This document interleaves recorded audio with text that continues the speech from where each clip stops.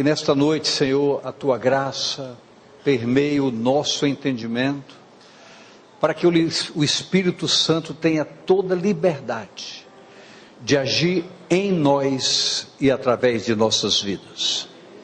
Que nesta noite, a bendita participação desse Espírito no nosso meio seja tão maravilhosa, que todos possam sentir o gozo, a paz da Tua presença e o desejo de avançar, prosperar, evoluir, todos evoluírem, buscando mais na oração, na palavra, uma vida intensa de agrado ao coração do Senhor.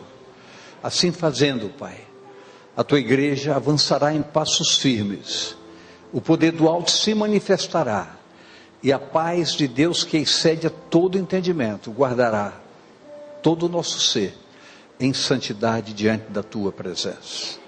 Nos abençoa nesta noite, nos fortalece, nos renova. Oramos a Ti e Te bendizemos, em nome de Jesus. Amém.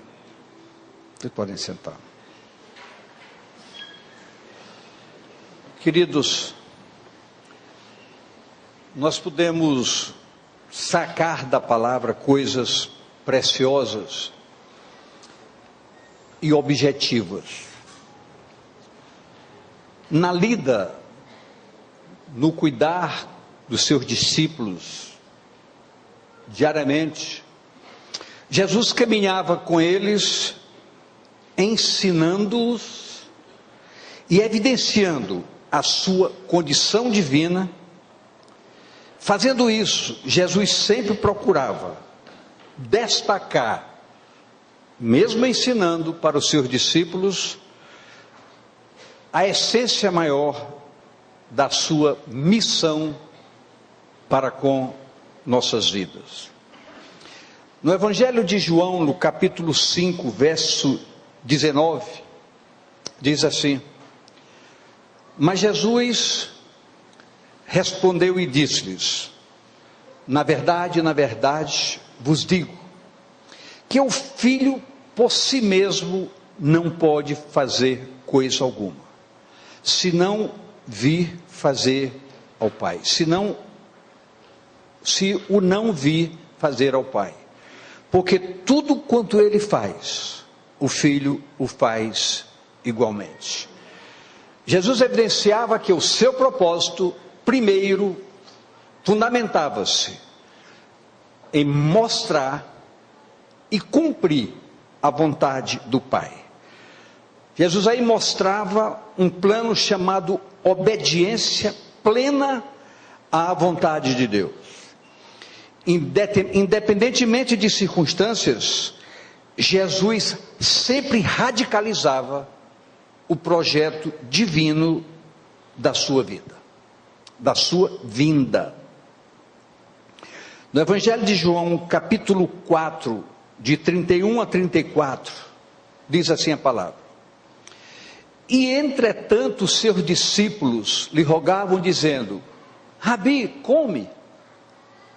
Porém ele lhe disse: uma comida tenho para comer que vós não conheceis. Então os discípulos diziam uns aos outros: trouxe-lhe porventura alguém de comer?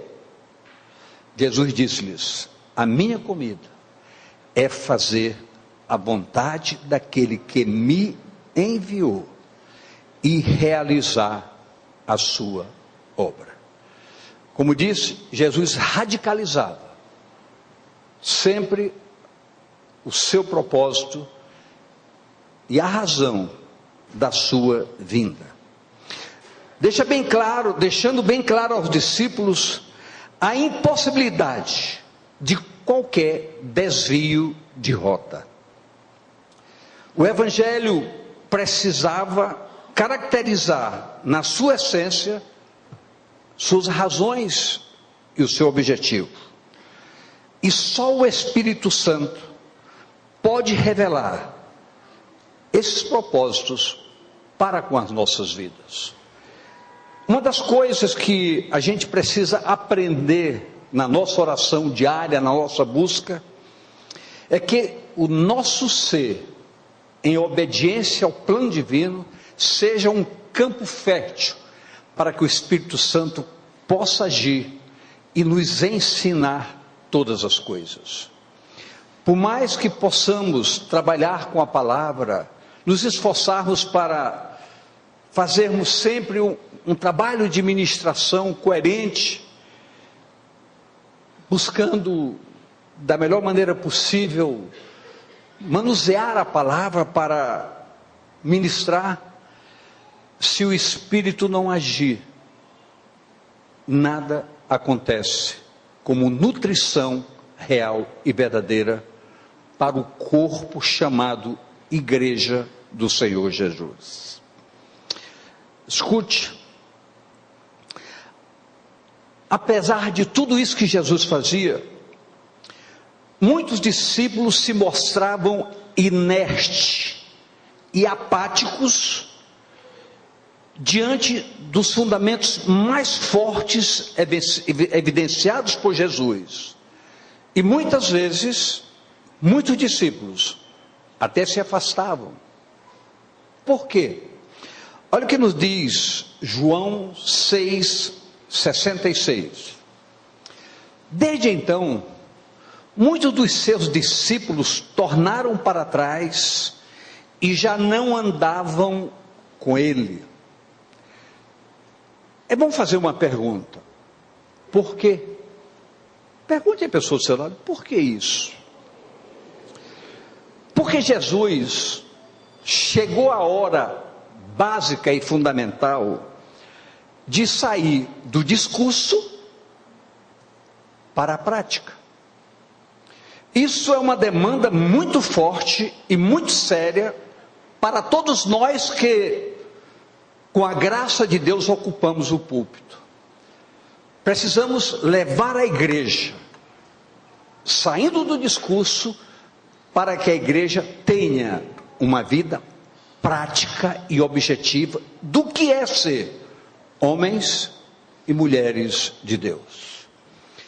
No domingo próximo passado, nos 3 cultos, foram distribuídos esses folhetos orientando para que toda a igreja possa manusear durante o ano a leitura de toda a palavra. Nós não estamos criando um mecanismo ou uma inovação, não. A nossa preocupação é que a igreja ganhe tempo meditando na palavra. Aprenda a manusear a palavra. Sair do discurso para entrar na prática. Mas a dimensão dessa mudança de Jesus foi muito forte e precisa ser muito forte. Veja bem João 6, 58 a 59. Por favor, não apenas leia, preste atenção, mergulhe um pouco nesse propósito. Jesus dizendo: este é o pão que desceu do céu. Não é o caso de vossos pais que comeram o maná e morreram. Quem comer este pão viverá para sempre. Ele disse essas coisas na sinagoga, ensinando em Cafarnaum. Mas veja que o discurso de Jesus se tornou agora algo desafiador, dizendo: esse pão que desceu do céu precisa ser nutrição para a vida de vocês. Essa palavra desafiada para que a igreja leia, não é para que alguém chegue: olha, hoje eu leio 10 capítulos. Não é isso que nós queremos. Essa palavra é um pão que desceu do céu e precisa nutrir a vida de todos nós. Essa palavra é comida, e comida saudável. Houve aí a notória distinção entre simples seguidores e a igreja verdade. Querido, isso nos preocupa? Não. Mas isso nos desafia? Sim. Por quê? Porque assim como na manifestação evidente de Jesus, saindo do discurso para entrar no desafio mais ativo, para com seus seguidores, ele viu algo diferente, que a grande massa desapareceu. E é isso que nós precisamos sentir em nossos dias, que aqui não é uma igreja de meros seguidores, é uma igreja de homens e mulheres comprometidos com a verdade da palavra de Deus. Por que eu digo isso? Porque o que na realidade eu preciso experimentar na minha vida é que eu não tenho mais medo do pecado. Eu não me assusto mais com o pecado. Por quê? Porque eu preciso entender que o pecado não faz parte mais da minha vida. Isso não é um discurso. Isso tem que ser prática de vida, independente aonde eu esteja, com quem eu esteja e o que é que eu esteja fazendo. Eu preciso em tudo evidenciar: eu sou um homem comprometido com a verdade. Eu não quero ser mais um seguidor. Eu quero ser um ativo participante dessa verdade. Mas escute.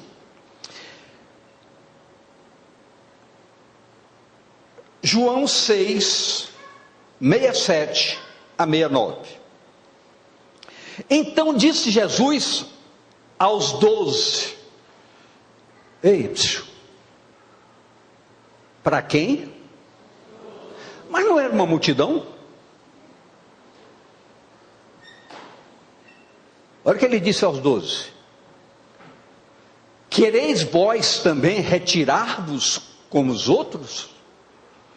Respondeu-lhes, pois, Simão Pedro: Senhor, para quem iremos nós? Tu tens palavras da vida eterna. Para onde nós iremos se fugirmos da verdade dessa palavra? Há um diferencial potencializado em tudo isso. E isso é um desafio para cada um que está aqui nesta noite. É a primeira terça de 2016. Sabendo que muitas pessoas ainda estão desacordados com as festividades do final do ano, nada contra. Mas nós queremos despertar muitos do sono. Eu disse hoje de manhã uma coisa muito forte lá no gabinete, porque a gente ouve muito que 2016 está sendo um ano prognosticado como um ano muito difícil, problemas financeiros, desempregos, e eu não sei como, mas me veio um impulso hoje de manhã e eu disse: 2016 será um ano de extremo sucesso para a igreja do Senhor Jesus. Por quê? Diante de tantas ameaças, afrontas, para quem iremos nós? Para a palavra. A palavra é um caminho diretivo, objetivo, nutritivo, fortalecedor, animador. Aqui tem esperança e aqui tem certeza que não seremos abalados. Guarde e grave isso. Mas escute, vamos ver o começo de tudo, o começo do Evangelho de João, capítulo 6. Jesus, quando procurado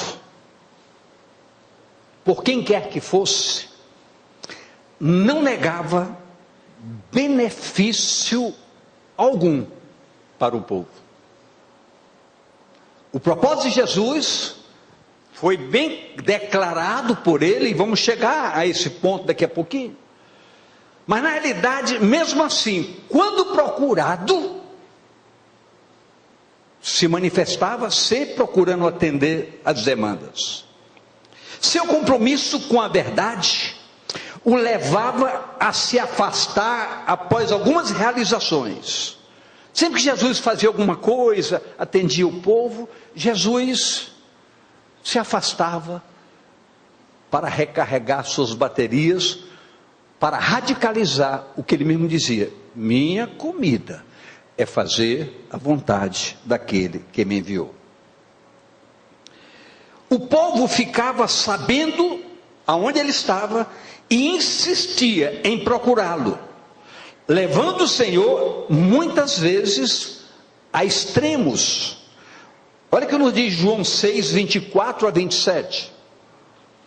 Vendo, pois, a multidão que Jesus não estava ali, nem os seus discípulos, entraram eles também nos barcos e foram a Cafarnaum em busca de Jesus. Cafarnaum, ou cidade de Naum, era o lugar onde Jesus fez sua morada. E Cafarnaum, até hoje é conhecido como lugar de milagres. Achando do outro lado do mar, disseram-lhe: Rabi, quando chegaste aqui? Jesus respondeu e disse: na verdade vos digo, que me buscais, não pelos sinais que vistes, mas porque comestes pão e vos saciastes.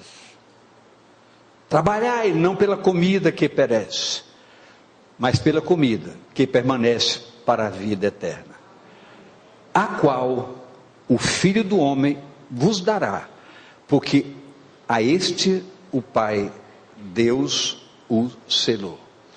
Mais uma vez, Jesus, apertado pelo povo que queria maravilhas, Jesus foi obrigado a dizer: por favor, me procurem, não para dar pão para vocês, mas para dar vida para vocês. Jesus disse: eu quero que vocês tenham vida, e tenham vida abundante. Mas escute, Jesus jamais poderia negar a verdade plena do Evangelho. É um dos desafios mais duros para nós, pastores, e eu não quero fazer alusão a nenhum outro grupamento, graças a Deus não quero fazer, estou falando sobre nós pastores aqui. A nossa grande preocupação, e hoje pela manhã nós passamos um bom tempo conversando, só pastores conversando, como cuidar do povo, preocupados, para que não haja desvios na rota do Evangelho. Vocês não imaginam como é duro, como é difícil trabalhar sem furar, sem desviar essa rota. Como é difícil, como é difícil. Mas veja, capítulo 6, versos 1 e 2. Depois disso, partiu Jesus para o outro lado do mar da Galileia, que é o do Tiberíades. E grande multidão o seguia, porque via os sinais que operava sobre os enfermos. Grande multidão o seguia. E diz a palavra, multidões. Veja o verso 3. E Jesus subiu ao monte e assentou-se ali com os seus discípulos. Subiu com seus discípulos e ficou olhando para a multidão. A gente, quando está meditando com propósito, a gente faz algumas especulações. Então Jesus ali subiu com seus discípulos e ficou olhando.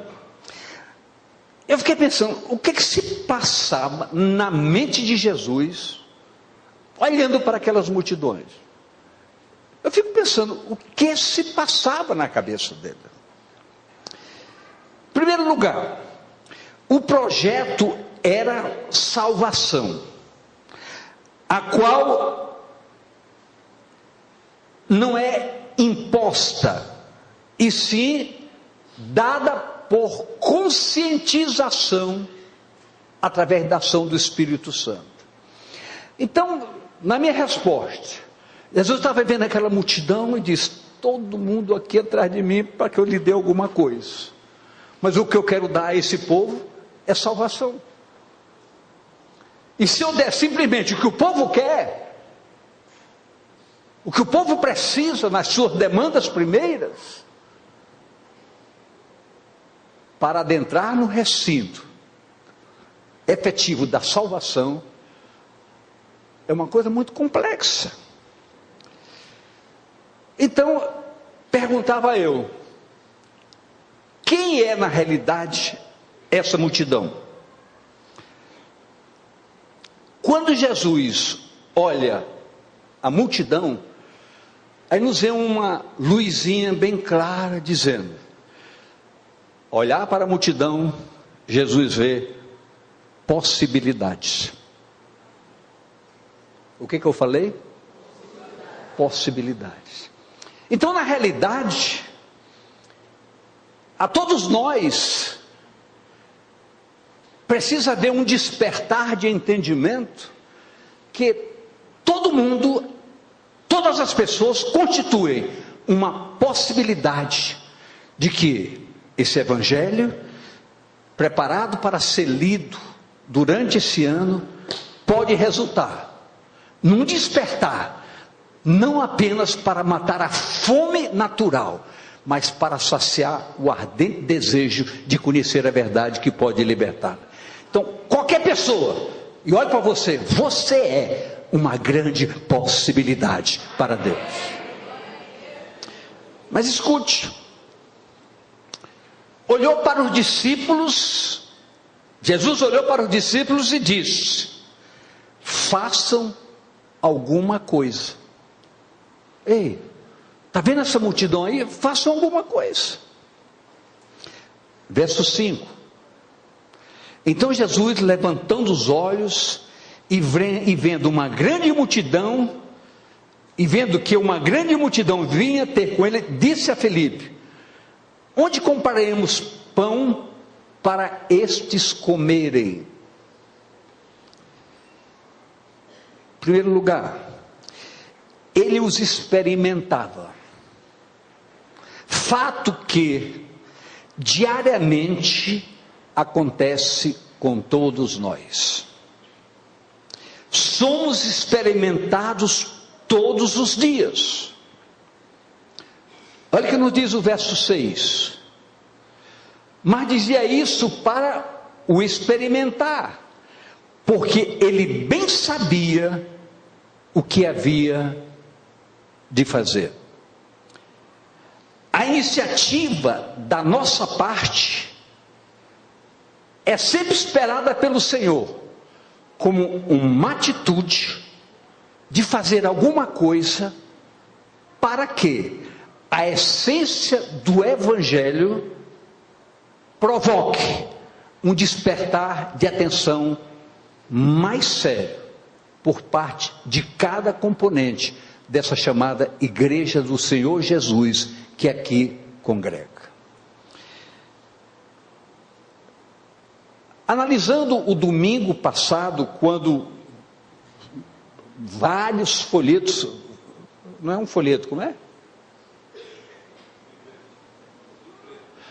Vários livretos foram distribuídos para todos aqui. Quantos foram distribuídos? Quantos?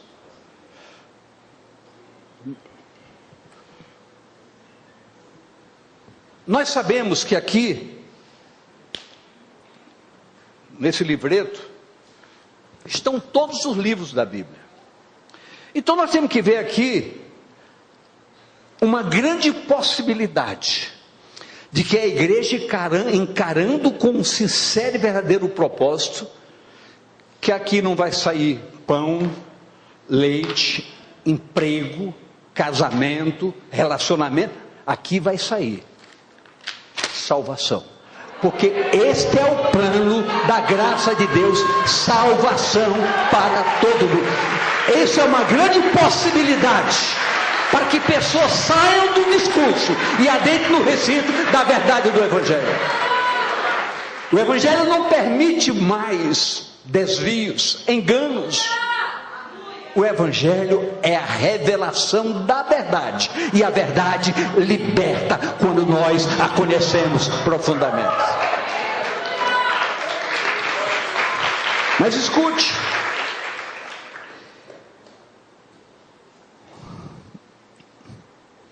em segundo lugar, sempre alguém vai fundo ao natural e tenta mostrar as dificuldades.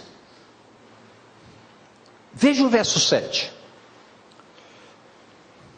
Felipe respondeu: 200 dinheiros de pão não lhes bastarão para que cada um deles tome um pouco. Queridos, eu estou frisando, grifando, marcando esse verso 7, porque na realidade, diante de tantos desafios que nos cercam, as dificuldades se manifestam. Como é difícil viver uma vida de maneira íntegra. Como é difícil não se mentir. Como é difícil não se enganar.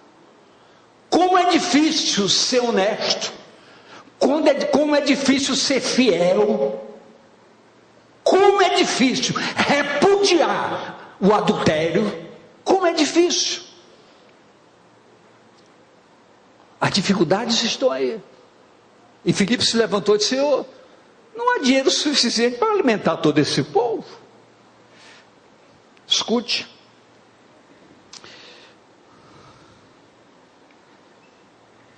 Não sejamos os Filipes. Lembram dos espias? 10 dos 12 voltaram e disseram: Senhor, essa terra mana leite e mel, mas tem uma coisa, tem cada gigante. É difícil a gente tomar posse dessa terra, Senhor.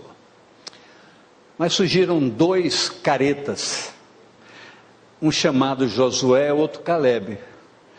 Disseram: não, para o nosso Deus não tem gigante.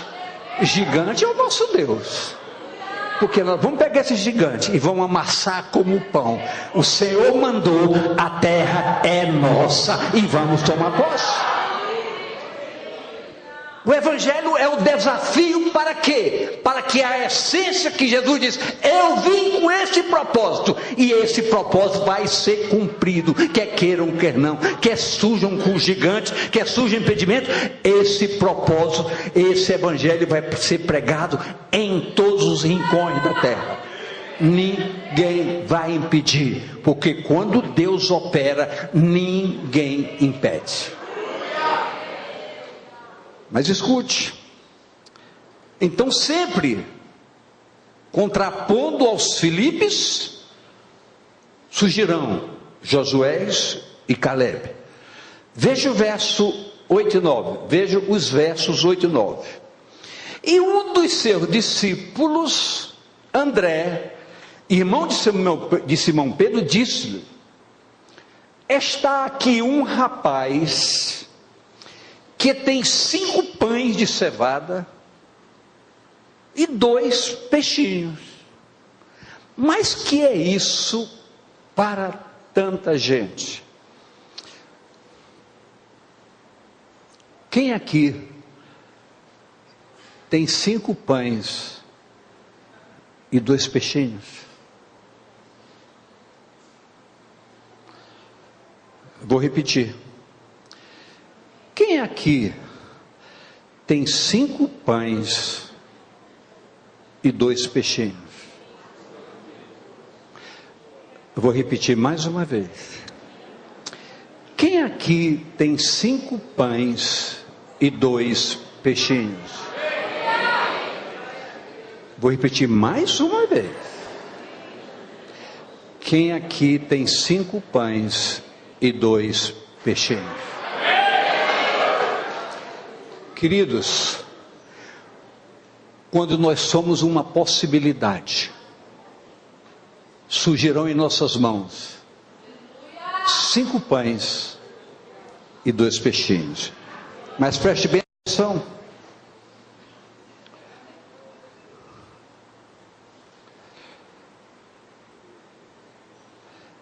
Existem também aqueles que na sua simplicidade coloca o seu pouco à disposição do Evangelho.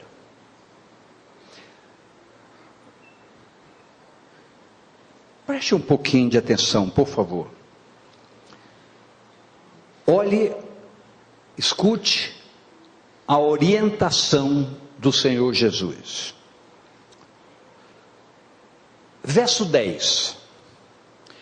E disse Jesus: mandai assentar os homens. E havia muita relva naquele lugar. Assentaram-se, pois, os homens em número de quase 5.000. Número de quase 5.000. O que Jesus disse? Vocês querem fazer alguma coisa para a causa do Evangelho? Reúnam-se assentados na relva. Especulando a minha consciência, eu disse: que relva é essa? Aí eu fiquei pensando: quem aqui mora em uma casa? Num apartamento?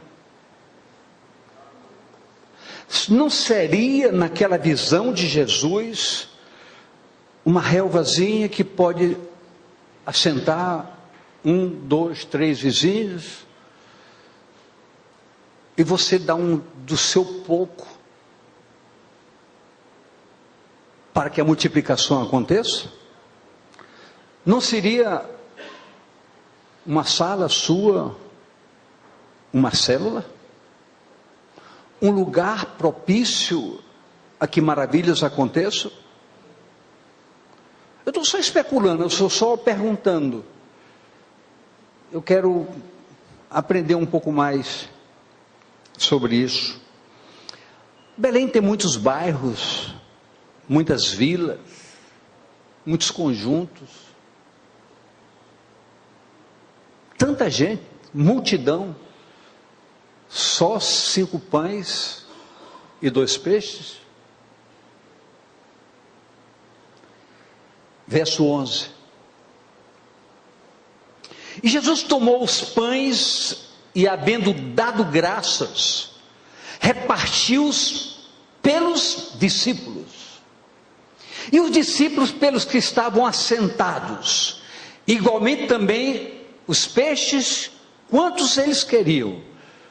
Mas não eram 5 pães e 2 peixes? E diz a palavra que Jesus pegou esses 5 pães e 2 peixes, dentro da disponibilidade de cada um, com o seu pouco, e disse: eu vou repartir entre todos vocês, discípulos, e vocês comecem a abastecer as multidões. Mas com 5 pães e 2 peixes, Jesus estava dizendo: não é o pouco que vocês têm, eu quero usar vocês. Porque se com pouco que vocês têm, vocês me deixarem usar vocês, vocês vão abastecer essa cidade e ainda vai sobrar pedaços. Escute isso. Pense nisso nesta noite. Quero usar vocês. Deu graça e entregou os poucos nas mãos dos discípulos. Preste bem atenção. Os pães não se multiplicaram nas mãos de Jesus. Os pães se multiplicaram nas mãos dos discípulos. Quem é discípulo aqui? Comece a ver pães e peixes multiplicando nas suas mãos. Escute. A multidão gerou a multiplicação através dos discípulos. A multiplicação aconteceu nas mãos dos discípulos, quando eles estenderam as mãos, ou seja, se colocaram disponíveis, e quando distribuíram, houve o quê? Diga comigo, sobra. E eu fiquei, mais uma vez, especulando comigo. O que é sobra? Por que essa sobra? Diz a palavra que foram recolhidos os pedaços e que nada se perca, diz a palavra. Recolha os pedaços e que nada se perca. Igreja, muitas vezes pessoas chegam a nós. Está ouvindo o que eu estou falando? Muitas vezes pessoas chegam a nós, só o pedaço. Jesus diz: recolham os pedaços. E a Bíblia diz que de pedaços foram cheios 12 cestos. De pedaços surgiram 12 possibilidades. Das 12 possibilidades, 12 discípulos, feitos de pedaços. Essas pessoas chegam aqui esbagaçadas lá de fora. Talvez da sua vizinhança tenha muita gente que é só o bagaço, só o pedaço. E sua sala está lá desocupada. Igreja,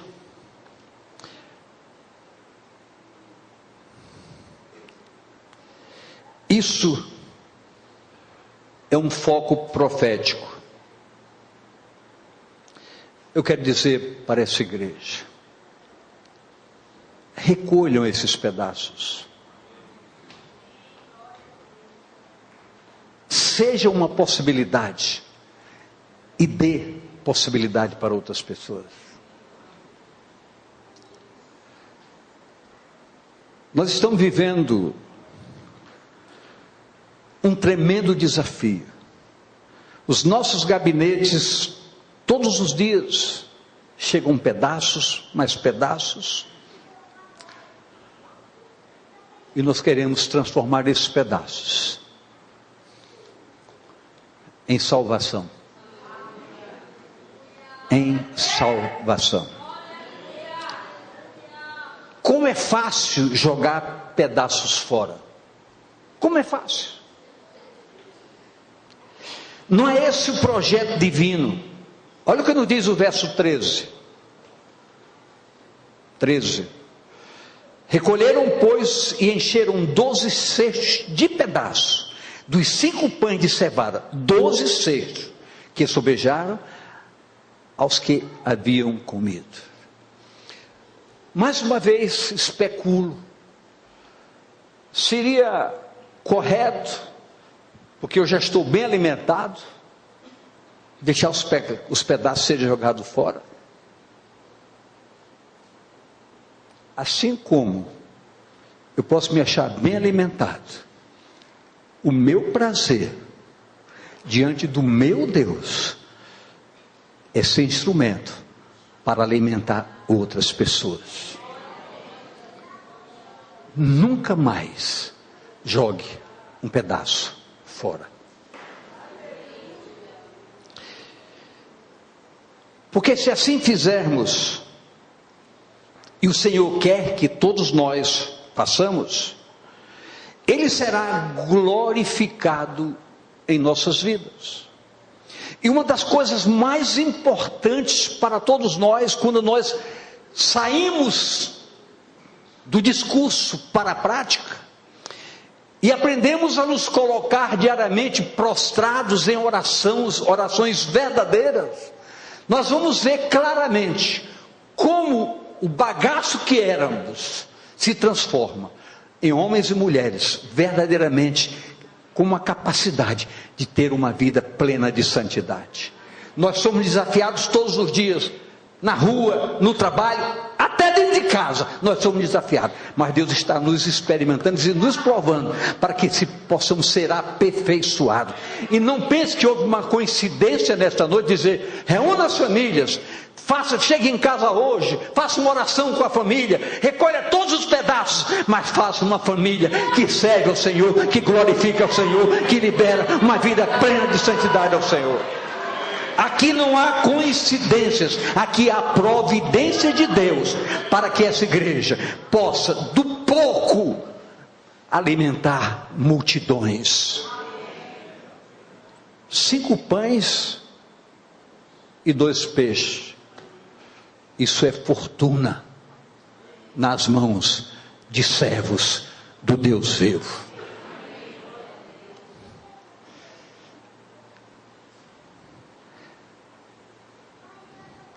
Quando Jesus fazia isso, ele foi identificado pela multidão e afastou-se, porque o propósito de Jesus não era multiplicar pães, nem peixes. Versos 14 e 15. Vendo, pois, aqueles homens o milagre que Jesus tinha feito, diziam, este é verdadeiramente o profeta que devia vir ao mundo.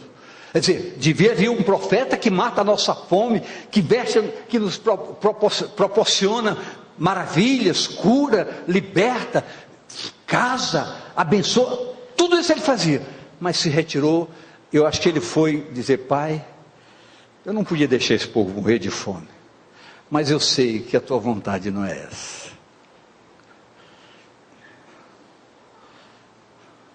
Esses 5 pães e 2 peixes que estão sendo distribuídos para vocês, não é para matar fome. Daqui vai sair possibilidades. Daqui vai sair uma igreja que vai aprender a caminhar os caminhos da Bíblia. Uma igreja que vai aprender a transformar esse livro num prato cheio de tudo isso: pão, peixe, cura, libertação, transformação, mas acima de tudo, salvação. A essência do Evangelho é a salvação das nossas almas. E o propósito dessa igreja, sabendo, pois, Jesus que haviam de vir arrebatá-lo para o fazerem rei, tornou-se a retirar-se, ele só, para o monte. Queridos, quando Jesus saiu do discurso para a prática, ele disse à multidão: minha carne verdadeiramente é comida e o meu sangue verdadeiramente é bebida. Quem comer a minha carne e beber do meu sangue estará comigo na eternidade. Sabe o que foi que a multidão disse? Duro é esse discurso. E a multidão foi saindo. Ficaram os 12. E sabe o que ele disse para os 12? Vocês sentarão comigo para julgar toda essa multidão na eternidade. Sabe de uma coisa? Eu quero estar lá. E quero ver você lá. Eu quero ver você lá. Recolha os pedaços. Gere possibilidades. Gere salvação. Fique de pé.